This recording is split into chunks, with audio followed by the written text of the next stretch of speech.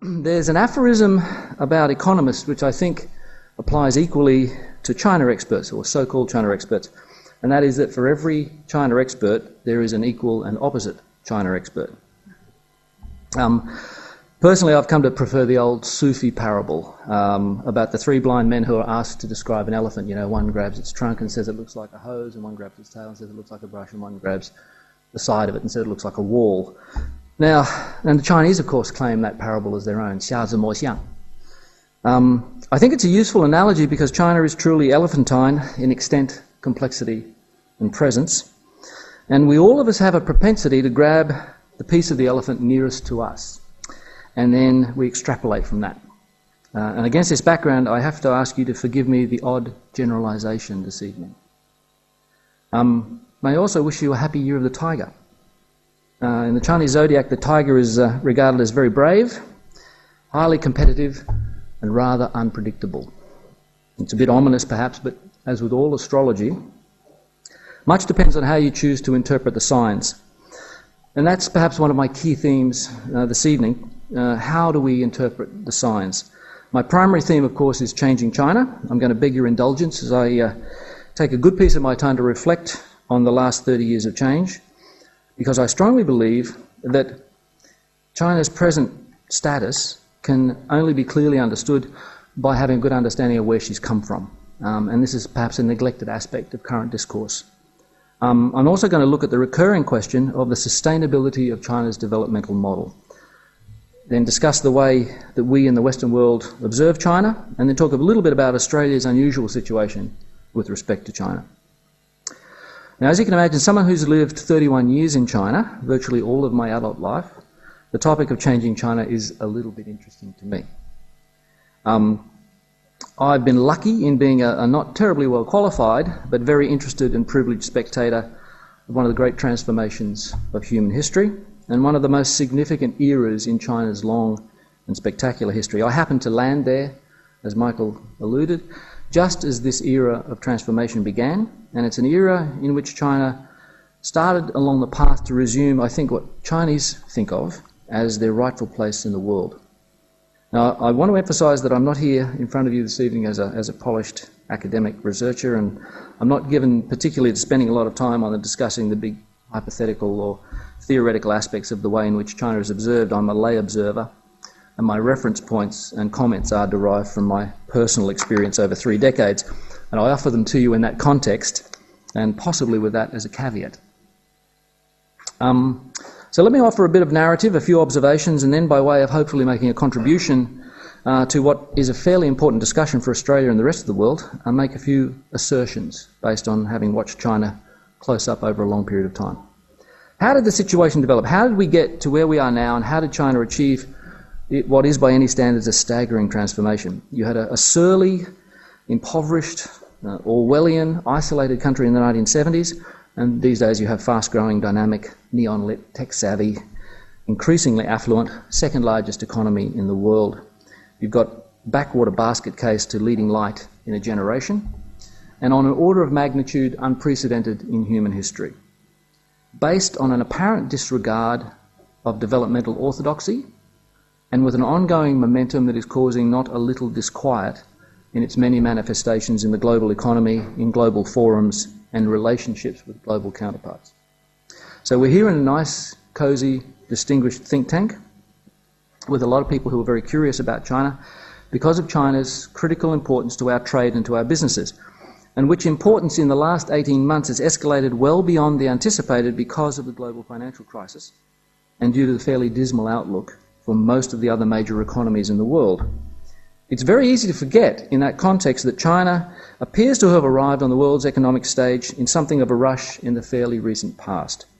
Not many in the developed world were paying much attention, or much rigorous attention, to China even 5 years ago.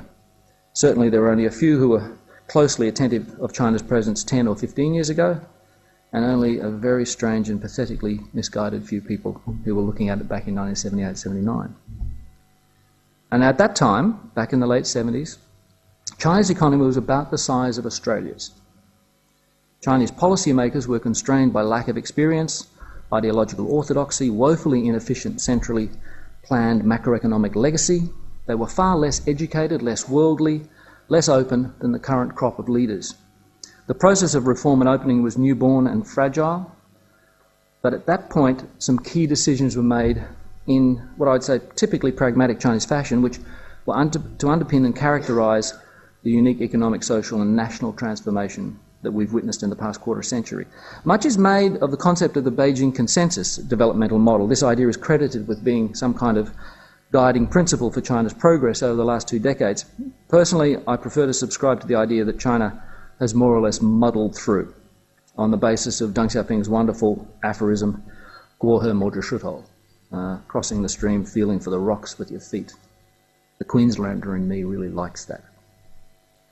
Now, this idea best articulates the ideology-free and pragmatic approach to policy making that epitomised Deng's very insightful leadership as a part of getting the reform process underway after years and years of Mao's ill-conceived tinkering. And beyond pragmatism, there were some key precepts which distinguished Deng's intuitive thinking and separated China's developmental strategy and outcomes from those which have been pursued, mostly unsuccessfully, by many other nations in the developing world. One of the keys for creating a basis for developmental momentum was an understanding of what had and had not worked in the developing world until that time. The Chinese perceived that the post-World War II Atlantic Alliance-dominated Bretton Woods institutional model for development had been very good for North America, Europe and Japan, but had not been very good for the Third World. At that time, South Asia, Africa, Middle East, South America, etc. were all chronically poor and heavily indebted, with no real prospect of meaningful progress. Capital and technology were both controlled by the Western nations, the wealthy Western nations in Japan, and the global trading system, by virtue of the GATT rules, was heavily loaded in favour of the developed nations. The fact that this might have been to some degree due to the manoeuvring associated with the Cold War was neither here nor there to the Chinese leaders. After 3 decades of economic mismanagement, punctuated by Mao's disruptive political upheavals, China was clearly among the poor countries of the Third World and was really only a geopolitical feature in world affairs, not an economic presence in the least. Deng and his colleagues, prudent Chinese to their bootstraps, first perceived that borrowing money and being in debt was simply not a good thing in terms of national development, and they determined to avoid it. They also saw that clearly that rapid flows of capital were highly disruptive and that currency fluctuations were fundamentally inimical to the stability that was, in their view, essential for sustained economic development. Now, the elegant Chinese solution from these deliberations was simply to maintain a closed capital account. And this was augmented by a policy of limited sovereign borrowing, mainly long-term borrowing for poverty alleviation from the likes of the World Bank. And of course, these decisions did put some kind of ceiling on Chinese growth rates in the early part of the reform and opening period in the 1980s, but the Chinese found other growth drivers latent in the inefficiencies of the Chinese economy. And the objective of overall stability was worth the sacrifice in the long run, and arguably still is. The other policy precepts that the Chinese leadership adopted were based on a very frank assessment of what China had to work with as a basis for development. The country was geographically enormous and had the world's largest population. Infrastructure was shoddy or non-existent. There was a limited industrial base with virtually no modern technology.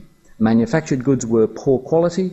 Shortages existed for nearly everything. Believe me, I was there, that's true.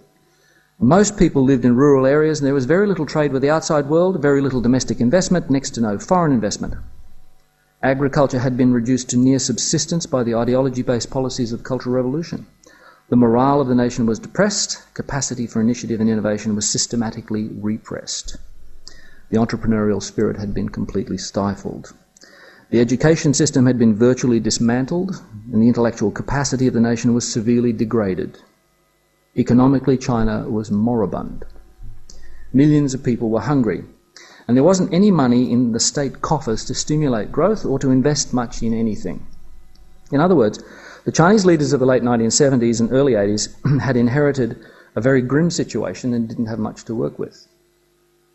Deng and his economic advisors, realising that there were no quick fixes, that didn't bring longer-term issues, decided to aim policy at the things where they could at least prompt some early reinvigoration of the domestic economy. Most notably, they introduced the contract responsibility system in the rural areas, which effectively decommunalised agriculture and liberated farmers to recover their productivity to more normal pre-Cultural Revolution levels.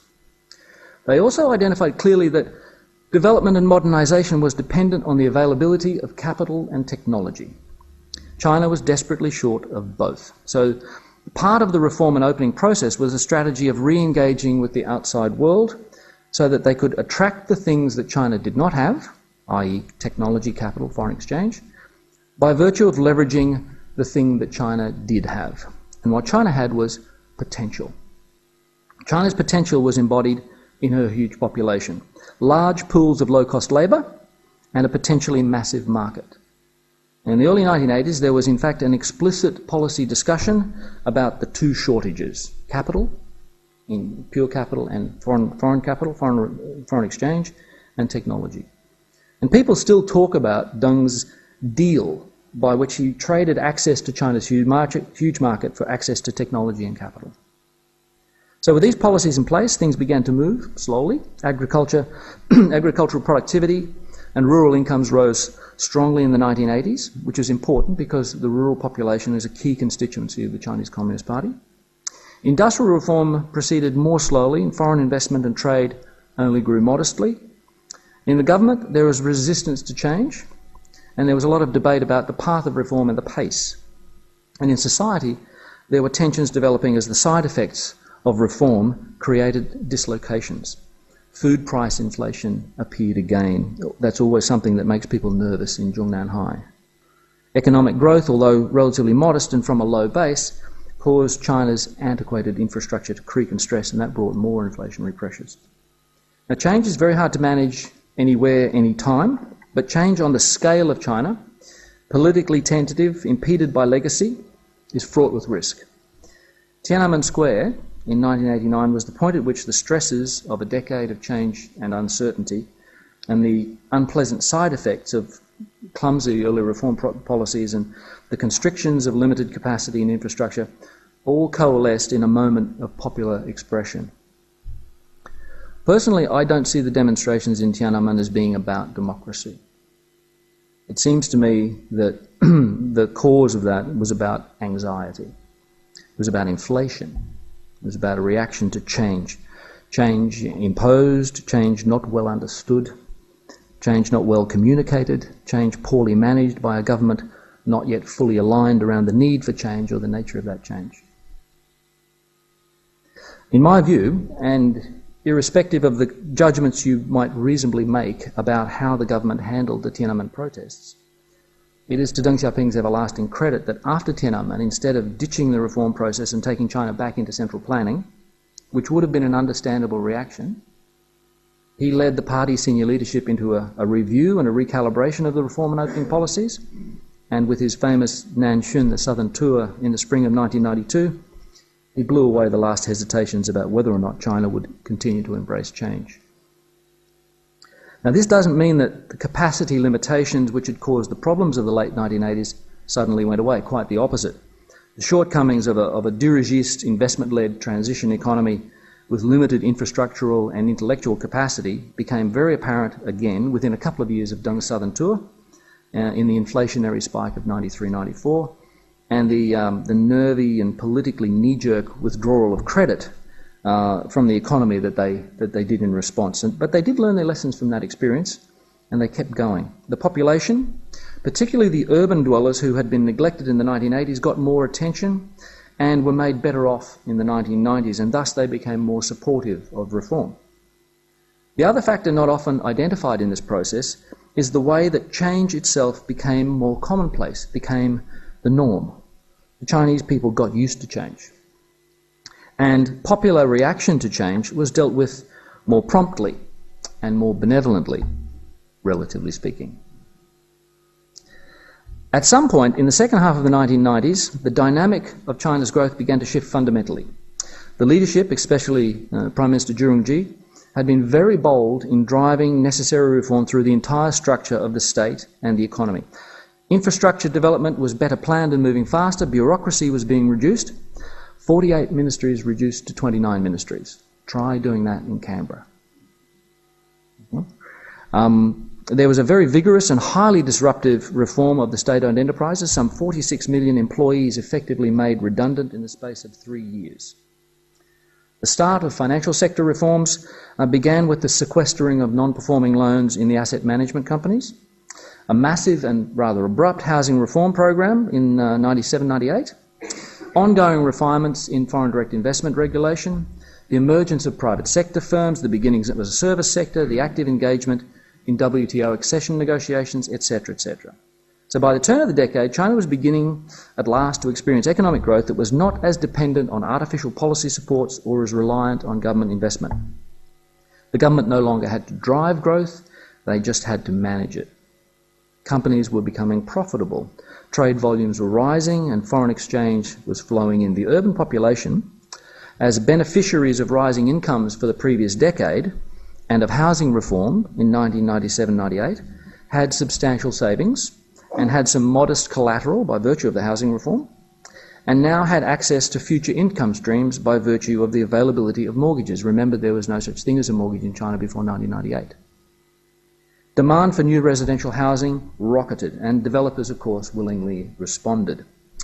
In simple terms, the Chinese economy went from one which had to be pushed along at relatively high growth rates in order to manage the dislocations of the reform process, to one which had self-sustaining growth based on the liberation of latent demand, improved living standards, a large savings pool, rising affluence, and the simple drive of human aspirations. It took them 20 years of doing some very, very hard yards to get it rolling, but in this last decade, we've seen the beginning of the payoff. The Chinese government's issue in recent years has been one of managing the economy's propensity to overheat rather than supporting growth. And that, axiomatically, implies a major adjustment in the way the key policy agencies have had to think about economic management. Now, as we all know, over the last 25 years, especially the last 15 since the southern tour of Deng Xiaoping, and certainly in the last 7 or 8 years, what I just described as the potential leveraging model became the model by which China was able to attract very large volumes of foreign direct investment capital, accompanied by equipment and technology and the management know-how embedded therein. It took some time to build up momentum, partly because Chinese volatility in the late 1980s, partly because the rest of the world were at first reluctant to respond positively to the model for very good reason. But eventually the lure of China's potential, either as a low-cost base from which to export or as a domestic growth market of potentially extraordinary scale, was just too hard for foreign investors to resist. The nice side effects for China included flows of modern equipment and management techniques, as well as access to export market and brands. On top of this, they kept on with the process of what were really politically very courageous reforms in the domestic economy, and the whole thing moved on to the self-sustaining status that I've described, driven for the most part by domestic investment and consumption. FDI and exports, although notable, should not, in my view, be overstated as drivers of Chinese growth. So if you doubt the sustainability and momentum of China's growth story, just think back for a moment on the challenges that the Chinese economy, in transition, muddling through, uncertain, has had to face. Just getting the reform process itself started in the early 1980s was hard work. The inflationary pressures of the late 80s, the Tiananmen Square protests and the aftermath, another bout of very high inflation in 1993, the slamming on of the credit brakes in 1994, SOE reform in the mid-late 90s, 46 million people out of work, the Asian financial crisis in 1998, when China alone did not depreciate her currency, the 2001 global dot-com recession, 4 months of virtual paralysis with SARS in 2003, overheating and inflationary stresses and more credit shutdowns in 2004-05. I remember the blackouts in Shanghai. In 2008, in 1 year, you saw snowstorms of unprecedented historic proportions, rioting in Tibet and the associated geopolitical tensions, a massive earthquake in Sichuan that killed over 80,000 people, 4 major typhoons and massive associated flooding, 100-year droughts in the north, the Yellow River ran dry, tectonic electoral change in Taiwan, North Korean missile launches and A-bomb tests, economic overheating, food price inflation, and then the global financial crisis and trade crisis from September onwards, all in 1 year. And by the way, they did 9% GDP growth. They responded to the GFC with an unmatched agility in terms of policy adjustment and stimulus, and they hosted the Beijing Olympics. In 2009, China has more or less led the world recovery to Australia's relief by recovering and maintaining strong growth in spite of a major negative contribution from net exports. So these guys are good. These guys are muddling through quite well.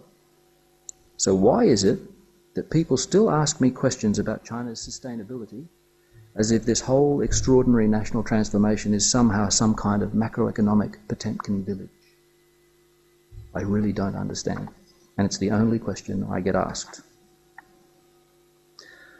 Let me now try to look at how the outcomes generated by the policies of the reform and opening era are informing policy making now, and allow me to suggest that China is recasting the developmental model to fit the needs of a second era of national transformation. The two shortages of the 1980s, capital and technology, have for all intents and purposes been addressed. China is arguably the world's most capital adequate economy. A huge domestic savings pool ensures that they are more than capital self-sufficient. In fact, China is an exporter of capital. China has the world's largest sovereign store of foreign reserves, 2.4 trillion and counting, has access to a great deal of technology, much of it by virtue of what's already been brought in or transferred in joint ventures or directly purchased. And of course, China now has plenty of money to buy almost any technology they need to, or to invest in the development of technologies they require. China's spending on R&D is soaring. The number of Chinese patent filings, domestically and overseas, is enormous and rising rapidly, and quality issues are being addressed. And they put 3 blokes in space and bring them back. Of course, the overall macro and national development situation is still a work in progress, and there is still a very large part of the Chinese population who are still poor by any standards, and who are patiently waiting for their turn to enjoy the benefits of China's developmental success. And there is a vigorous debate about how China's fiscal and foreign exchange surpluses should be used. But Chinese policymakers face their developmental challenges from a much changed standpoint than their predecessors did a quarter of a century ago or even 10 years ago. And the challenges they face are themselves different. The key reforming opening policies which were implemented in the 1980s and driven with a great deal of tenacity for 25 years have achieved a great deal, but these policies are now arguably obsolete. And this creates a context for reviewing many of the existing developmental orthodoxies. Let me give you one example. When utilised foreign investment only counts for about 1% of total investment, and China really has all the capital they need, and while FDI is still running at about 90 billion per year by virtue of the attractions of China's domestic market growth potential, why should China have policies that incentivise foreign investment? Especially when a lot of that investment has gravitated towards the production of low value-added exports, or has enabled the transfer of energy-intensive or polluting industrial capacity from overseas into China. And this is just one aspect of the new challenges facing the current Chinese leadership. Others include the imperative of addressing the broad social justice agenda, environmental concerns, energy consumption, industrial optimization, healthcare, financial sector, education, developmental imbalances, urban, rural, east-west, rich-poor, etc. So in respect to economic and developmental priorities now, the Chinese government their thinking has been forced to shift. From the 1980s policy imperatives of thinking about the two shortages, how to leverage China's potential and how to maintain growth in order to sustain reform policies, starting from several years ago, policy priorities now reflect a quality over quantity agenda, which emphasises many social justice elements. Back in April 2006, President Hu Jintao said, "We are not pursuing higher speed growth, but rather the efficiency and quality of growth. The transformation of the growth model, resource consumption efficiency, environmental protection, and the improvement of living standards." That says it pretty clearly. And he said that in 2006. Now, no, I'm not entirely sure that everyone in China or the West were paying a lot of attention when he said that. One effect of this new policy intent on foreign investment and exports is that the discussion in Beijing now derives much from the two highs, one low construct. That is, high energy consumption and highly polluting processes combined with the fact that such activity is low value added. The prevalence of this kind of industrial facility is an unintended side effect of 2 decades of being, and perhaps needing to be, relatively indiscriminate with respect to inbound foreign investment. Even high-tech assembly production, iPods and DVD players, etc., are low value added in terms of the net value retained in China's economy. And modern Chinese policymakers know this. Another factor, somewhat grating on Chinese pride perhaps, is the fact that, at least in Chinese eyes, almost every sector where foreign investors have been able to participate in the Chinese domestic market, they have dominated. Now, naturally, most foreign investors don't quite see it this way. And I can assure you that this kind of viewpoint does characterize Chinese policy thinking. And from a Chinese developmental perspective, dispassionately assessed, these conclusions are essentially valid. Now, when the matters at hand are those involving national interest and national development, fairness is not a consideration. FDI and exports have always been seen in China merely as a means to achieving China's own developmental ends. China has always talked openly about 利用外资, utilizing foreign investment. And if you want confirmation of what I'm talking about, have a good look at the evolution of the Ministry of Commerce Foreign Investment Catalogue in recent years, and note how it has evolved in the last few cycles. You can see that there has been a clear migration in the catalogue among industries categorised as encouraged, permitted, or prohibited. And recent developments such as the new anti-monopoly legislation and the way in which it is being enforced will also give you some further confirmation that we are in a new era of a more discriminating trend with respect to foreign direct investment. Another feature of China's rapid development in the last 15 years or so, in business, commercial, industrial terms, has been that as a result of massive investment, high rates of growth, rising absolute consumption brought on by rising affluence, and strong export growth to a booming world market, China has moved industrially from widespread structural inadequacy in just about everything, capital, technology, basic materials, manufactures, food, in the 1980s, to the relative surplus capacity that we see now across almost every major industry in China. This has been and still is a transition economy. The market mechanism for allocating capital efficiently is immature, and in a high growth context, companies have been able to build a lot of capacity. And until recently, they've been more or less able to sell what they made, either domestically or when capacity caught up with domestic demand, they could sell to export markets. In a post-GFC world, exports have dried up. And so it's very apparent that there is too much capacity in many industries. Not only that, industry structure is skewed by the number of participants in most industries, many of whom are suboptimal in terms of scale, technology, energy efficiency, product mix, market position, safety, performance, productivity, etc.